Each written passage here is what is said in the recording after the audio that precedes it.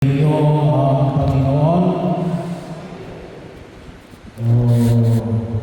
Tulad ng pinamanig ko namin kapag talagang sa panahon na ito ay mahaba ang ating mga liturhiya. Sino po ang naka-attend ng misa ng paghuhugas ng mga paa? Sino po naka-attend sa inyo ng Huwebes Santo? Sino po naka-attend sa inyo kahapon sa pagtatampok sa krus ni Jesus? At ngayon, narito kayo. Yan po ay tawagin natin yan ang tinatawag na Easter Triduum. Ang tatlong araw ng paghahanda natin sa muling pagkabuhay ng ating Panginoong Jesucristo. Ito po ay tawagin natin ay ang ating pananampalataya in a capsule. Parang kapsula. Parang umiinom ka ng gamot. Bahagi yun. Medyo mahaba ang mga, kung tawagin ko natin ay mga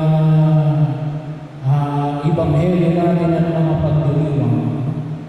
Pero bahagi yun na kung saan ay tawag natin ay dito natin hindi na mapapalag. Katulad na ng halimbawa ngayon. Natin ang dami ng pagbasa. Naglagayon kasi ang diocese. Sa sampuhayon kasi nakamalitan ko lamang. Pero sabi ng diocese ay gawin yung tatlo lang yan kapag o 5 kasama yung Ebanghelyo. Kapag may pastoral mission. Wala na tayong pastoral mission. Ibig sabihin kapag talagang kailangan na paikliin. At nakita natin mula doon sa mga pagbasa, sabi nga ni Claire, mula kay Eva at kay Adan,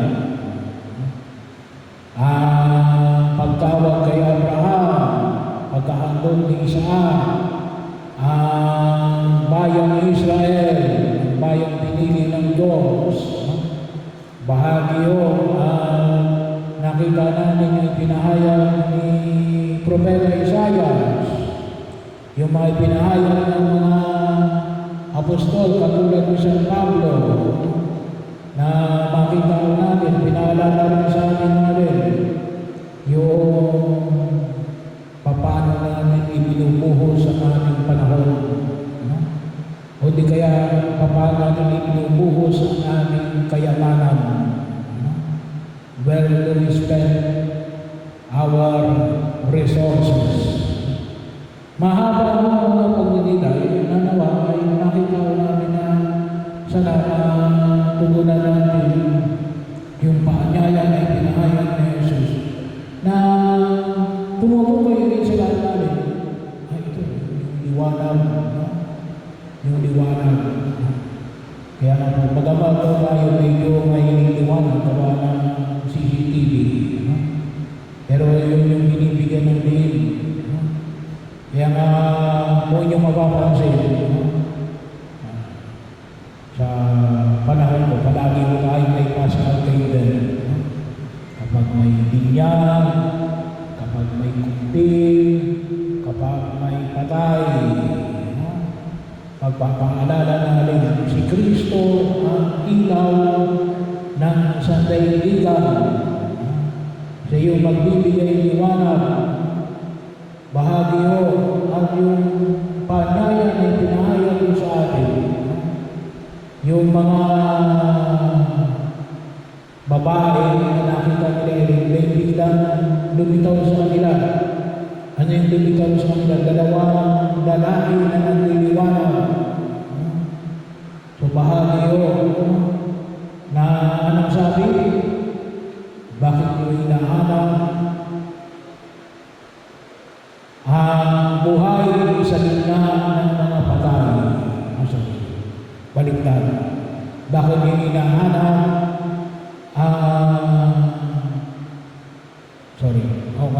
tama, ang buhay sa gitna ng mga patay kasi sa libingan.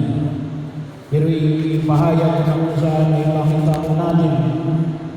At kung babalikan mo natin, sabi nga natin, ang ating pananampalataya, isang pananampalataya na nahilo na liwanag sa ating piling, lalong-lalo lang mo ngayong panahon na ito na jubileo, ordinary jubilee year natin ngayong 2025 na alin na tumutukoy sa paglalakbay na puno ng pag-asa. Makita mo natin. Sabi nga natin, kung i-compare natin, si Jesus, noong Biyernes Santo, nakapako siya sa dalawang magnanakaw. Dito sa Ebanghelyo, nakita ng mga kababaihan na yung dalawang lalaking nagliliwanag. Sino yung katabi natin? Yung nakapakong mga magnanakaw? O yung dalawang lalaking nagliliwanag? Ano yung mga magnanakaw? Sabi nga po, minsan nakita natin, may dalawang magnanakaw sa ating buhay. Nakalimitan ay naging pamatayan natin. Ano yun? Una, yung regret of the past. Panghihinayang ng mga nakalipas. Tayo minsan na napupuno tayo ng panghihinayang. Nakatapos na. Anong sabi ng mga kabataan ngayon? Hindi tayo makamove on. Eh, si Kristo may buhay. At kapag hindi kayo makamove on, ay hindi buhay si Jesus. Bahagi yun. Kalimutan nyo na yung nakalipas. Kalimutan nyo na yung mga kahinaan. Kalimutan nyo na yung mga taong nangapi sa inyo. Kalimutan nyo na yung masakit ninyong karanasan. Do not leave the pain of the past. Isa po yun. Doon po sa mga nagdarasal, yung after ng first Mass natin, ipinagpanalangin natin yun no? We have to forgive the pain of memory. No? Tapos na. Pero bakit tayo nahirapan? Kasi yung memorya natin, yung sakit ng nakalipas. Yung sakit na nakalipas. Yung pagkapako natin sa krus. Tapos na yun no? Si Kristo muling nabuhay na. No? Patawarin na natin yung mga tao kahit may natin sarili. Patawarin na natin. Kasi bakit? Ay si Kristo yung muling nabuhay. No? Para huwag tayo manatili nakapako sa krus. No? We have to heal the pain of our past. Kinakailangan hilumin natin ang damdamin at sakit na dulot ng nakalipas. Kaya kapag nakaalala kayo, naalala ninyo yung mga masakit na karanasan ninyo, lumapit kayo kay Jesus. Idulog ninyo. Kaya bahagi yun, kung gusto ninyo, yung mga panalangin natin, yung aming hiling, bahagi rin yun. Pwede rin yung mga tulong yun. Pero, bahagi rin kapag kayo ay nakaalala ng mga nakalipas ng karanasan na nagdudulot sa inyo ng pagkagapos, ninanakawan kayo noon. Hindi nyo namamalayan. Ano ninanakaw sa inyo? Kaligayahan ninyo. Yan ang ninanakaw sa inyo, ang muling pagkabuhay na dulot ni Jesus. Bakit? Ay hindi pa kayo nahihilom. Hindi pa kayo nahihilom. Hindi pa buhay si Jesus sa inyo. Sabagat hindi pa kayo marunong magpatawad. O maaari hindi rin kayo humihingi ng tawad. Pangalawa, ang magnanakaw ay takot sa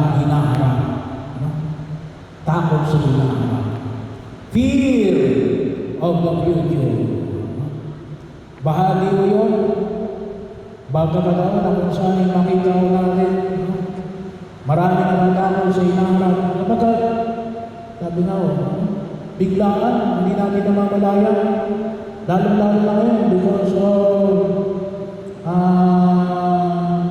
globalization, internet, yung epekto, yung tariff ni Trump, kung ano mang uri nakikita natin sa kapanahonan ngayon, napakabilis ng epekto. Dumarating kagad sa atin. Kapag natatakot tayo, ano kaya ang mangyayari kinabukasan? Bahagi mo, ilang plano natin ang hindi natin nagkakampanan. Hindi man lang natin nasimulan. Simply because natakot tayo sa kinabukasan. Sa ngayon po, mayroon po isang study sa mga matatanda. Ito po ang sabi ng study anong kalimitang regret mo? Ibig sabihin yung pinanghihinayang mo. Sabi sa mga matatanda. Ito po yung mga 16 above. Ang kalimitang regret ay hindi nila naisakatuparan ang kanilang mga mitili sa buhay. Yung kanilang mga pangarap. Bakit? Out of fear. Nawalan sila ng lakas ng loob. Nawalan sila ng lakas ng loob. Ay bahagi yun. Na makikita natin later on natin. Yan yung lakas ng loob ng mga alagad. From 12, makita ko namin yung aming pananampalataya natin. Nagpalaganap, bakit? Sino ba yung dapat na magpalakas sa atin? Sa Jesus. Baka kaya tayo wala ng lakas sa loob kasi bakit? Hindi natin kasama sa Jesus. Baka hindi natin kasama sa Jesus. Kasi kung talagang kasama natin sa Jesus, sasamahan tayo ni Jesus. Sasamahan tayo ni Jesus. Liliwanagan tayo ng ating Panginoong Jesus. Pero kung minsan tayo kapasalamat na yun, ang mga kabataan na yun, medyo matapang ang loob. Pero sana, yung tapang ng loob, makita natin, kasama natin sa Jesus. Sa pagkilos natin sa ating hinaharap. Sapagkat yun ang magiging batayan ng ating pagtugon sa biyaya na pinagkakaloob sa ating ang buong may kapal. Ako ang muling pagkabuhay. Very heavy yun. Bakit? Walang sino mang may hawak ng buhay ng tao. At ang hawak niya sa heaven,